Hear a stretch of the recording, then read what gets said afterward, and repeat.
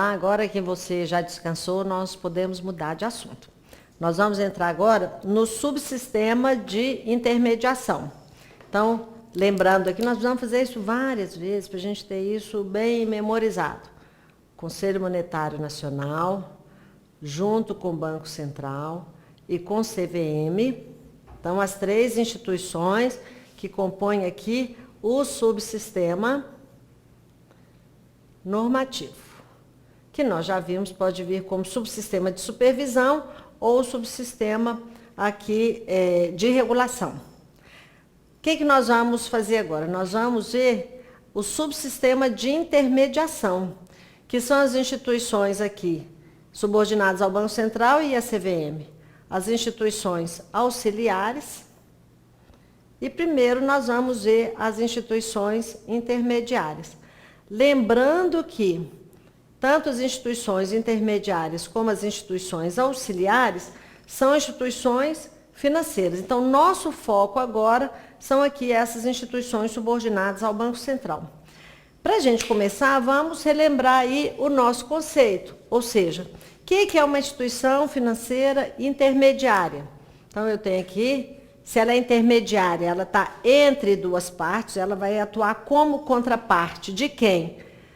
Do agente superavitário, aquele que tem mais dinheiro do que gasta ou investe, e aqui o agente deficitário, né? Onde aqui tem menos dinheiro do que gasta ou investe. Qual que é o papel dessa instituição? Captar esse recurso, permitir que isso constitua um funding.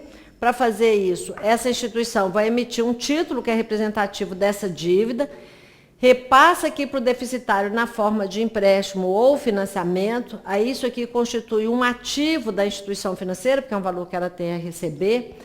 A instituição intermediária banca o risco da operação, porque ela é contraparte aqui do superavitário e deficitário, e recebe aqui, em contrapartida, o spread, que é a remuneração pela intermediação ou a remuneração pelo risco.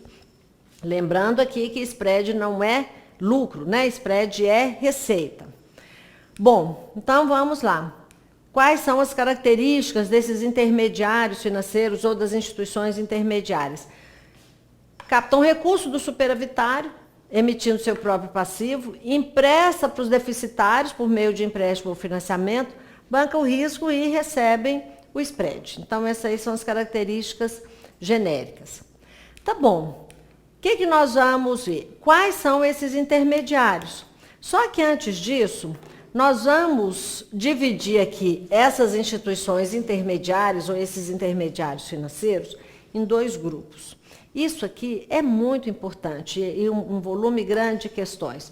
Nós vamos ter aqui as instituições subordinadas ao Banco Central em dois blocos. Eu tenho as instituições financeiras intermediárias monetárias e as instituições não monetárias. Aqui, o cuidado que nós precisamos ter é que essas instituições monetárias podem vir com o nome também de instituições bancárias. E as que são não monetárias, nós vamos chamar aqui de não bancárias. Coloca um asterisco aí no cantinho do seu caderno, assim, olha. Instituição bancária. Não, aí coloca um não bem grande, assim, para você não esquecer. Não é sinônimo de banco. Ai, Mara, não entendi, não. Então, vamos explicar. O que isso quer dizer? Aqui, como instituição bancária, eu vou ter algumas instituições que são classificadas como bancárias, mas não são banco. E nas instituições não bancárias, eu tenho vários bancos que são classificados aqui como não bancários. Ai, Mara, sua explicação, ao invés de ajudar, piorou. Então, vamos facilitar. O que eu preciso saber? O que é o conceito de instituição bancária ou instituição monetária? É muito comum vir o termo como instituição monetária. São instituições monetárias, aí aparecem lá as opções. Se quem está fazendo a prova estiver naquele dia assim, tem aquele espírito malvado e perverso, o que ele vai fazer? Ao invés de colocar monetária, vai colocar bancária, para te complicar. Então, o que é uma instituição monetária? Em outro vídeo, nós demos aqui, né, o exemplo de que eu tinha ganhado 100 mil na loteria, lembra disso? Aí o banco, coloquei lá na conta corrente, o que o banco fez? Deixou lá uma reserva para mim e emprestou 90 mil aqui para o Zé. O Zé deixou na conta corrente, o gerente colocou 9 mil de reserva e emprestou 81 mil para o outro cliente. E vimos que isso aqui representa a criação de moeda escritural. Então eu tinha lá um determinado volume que era papel moeda, né, moeda física. Isso aqui era moeda escritural ou moeda virtual, dentro do efeito multiplicador da moeda. E que isso aqui só podia ser feito por meio do depósito à vista, por meio da conta corrente. Bom, e a instituição que tem a capacidade de criar moeda escritural, como ela cria moeda, ela é uma instituição monetária. Então, o que eu preciso perguntar na questão? Tem lá, são instituições monetárias. Agora tem a opção, eu vou falar assim, essa instituição trabalha com depósito à vista, ela trabalha com conta corrente, ela tem a capacidade de criar moeda escritural? Tem. Então, é uma instituição monetária. Independente de ser banco, eu não vou perguntar, isso é um banco? Eu vou perguntar, tem depósito à vista, tem a conta corrente?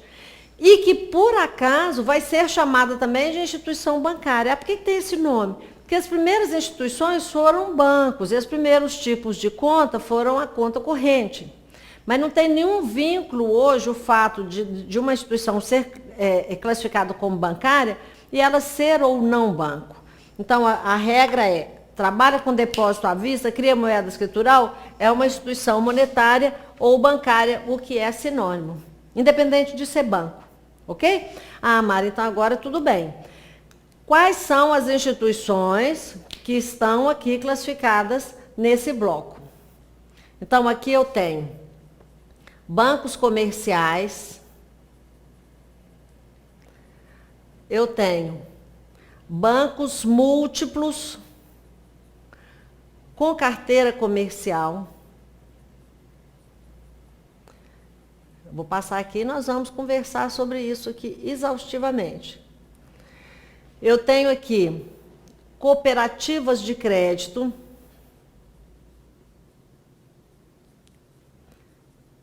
Eu tenho bancos cooperativos. E eu tenho Caixa Federal. Ah, tem Banco do Brasil aí? Não? Tem. O Banco do Brasil está aqui dentro, ó. Ok? Ah, por que Caixa Federal está separado? Nós vamos ver porque Caixa Federal não é banco. Ah, Mara, eu ia fazer o concurso da Caixa porque eu era doido para ser bancário. Não, você não vai ser bancário. Você vai ser economiário. Né? Bancário é aquele que trabalha em banco. Ah, mas a Caixa não é banco? Não, não. A Caixa é o quê? A Caixa é caixa. Ok? Isso aqui, inclusive, caiu recentemente uma questão na Sesgran Rio. Ah, mas ela é uma instituição bancária? É, ela é uma instituição bancária porque ela tem conta corrente, mas ela não é banco. Se ela fosse banco, ela tinha um nome banco na sua denominação, que é o primeiro requisito para ser banco, que nós vamos detalhar daqui a pouco, ok? Então, o que nós precisamos saber aqui? Essas instituições, eu preciso saber. Ah, e as que não estão aí? As que não estão aqui são instituições não bancárias. Então, quem que nós vamos ter? Eu já vou citar, porque aí a gente vai na sequência tratando de cada uma. Aqui eu vou ter bancos de investimento, vou colocar em outra cor para ficar diferente. Aqui eu tenho bancos de investimento,